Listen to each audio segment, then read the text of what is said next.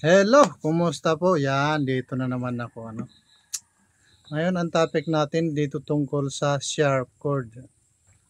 Ito ang malaking problema, kasi ang mga nakasanayan, magkaiba doon sa chord na ginagamit ko. Wala naman kasi akong pinag-aralan nung araw ng mga chord, kaya magkahula-hula lang itong akin. Pero siguro, idagdag nyo lang din sa mga kaalaman nyo, kasi mahirap sigurong baguhin yung history, magkakaroon talaga ng problema itong mga gitarista, magkakaroon ng kalituhan, kasi diyan sa mga chord na ginagamit ko, kaiba isa doon sa mga talagang nasundan ng karamihan. Kaya ito ang magiging malaking problema kung susundan nyo ba yung tinuturo ko o hindi.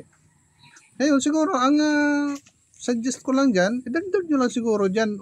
Kung ano yung natutunan nyo dyan, yan pa rin. Pero yung sa akin, kasi kaunti lang naman ang kaibahan sa sharp chord lang naman. Yung flat, ganun pa rin. Pero sa sharp, dito nagkaroon ng problema.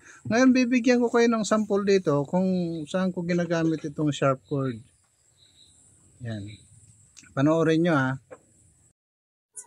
Okay, itong unang gagawin nating sample, ito yung hindi gagamit ng sharp chord. Ibig sabihin, ibabagsak natin ang tono ng kanta. Yan. Pakinggan nyo ito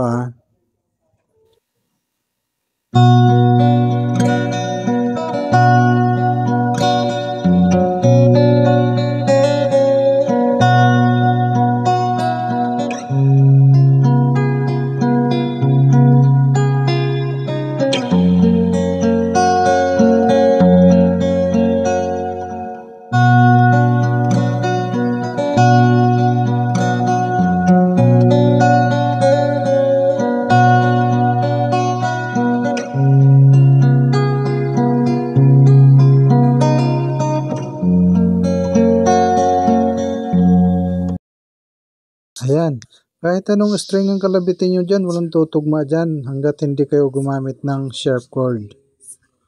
Kung napansin nyo, puro basic chord ang ginamit ko.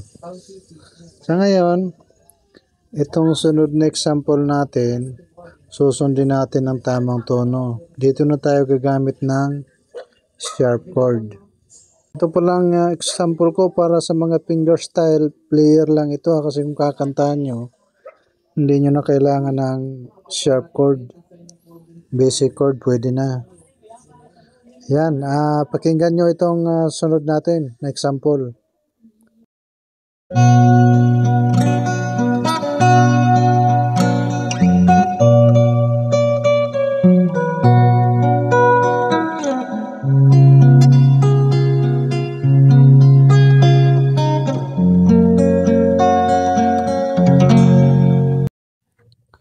Yan ang purpose ng sharp chord sa akin. Kaya kung kabisado nyo yung mga lahat ng K, meron dyan K na hindi na kailangan gumamit ng sharp chord. Maaaring ito yung standard tuning niya. Ito, pakinggan nyo, nasa K of D minor siya. Yan. Kaya advantage pa rin talaga yung marunong kayo sa lahat ng K para malaman nyo may mga K na hindi na kailangan gumamit ng sharp chord. Ito pakinggan nyo.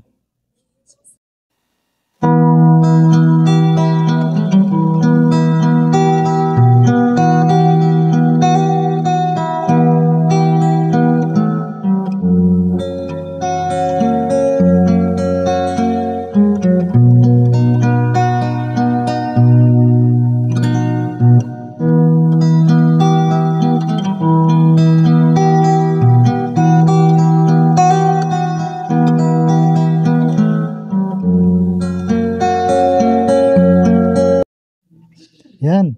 Ang problema ko lang dito sa ganitong lahat ng kwerdas nagagamit Ayun, ang nakakalito dito, medyo nahirapan ako rito sa ngayon kasi ang bass rhythm ba o melody o lead yung sa baba. Hindi ko malaman kung ano yan kung rhythm man yan o lead. Maliban dun sa tatlong bass. Ngayon, nagbabanggaan na sila kasi pati yung bass, nandun na yung rhythm. Lead ba yan? Rhythm. Kaya, doon ako nalilito.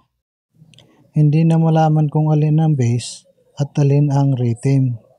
Ayan, sana may natutunan kayo kahit kaunti, ano?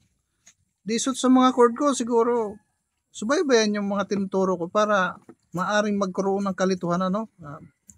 Dahil criticize yung mangyayari dyan sa akin. Pero, yun talaga ang alam ko.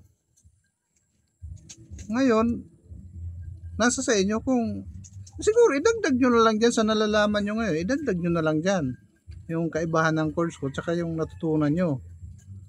Kasi malilito kayo pag hindi nyo sinubaybayan yung mga tinuturo ko. Okay, sana nakatulong sa inyo. Maraming salamat.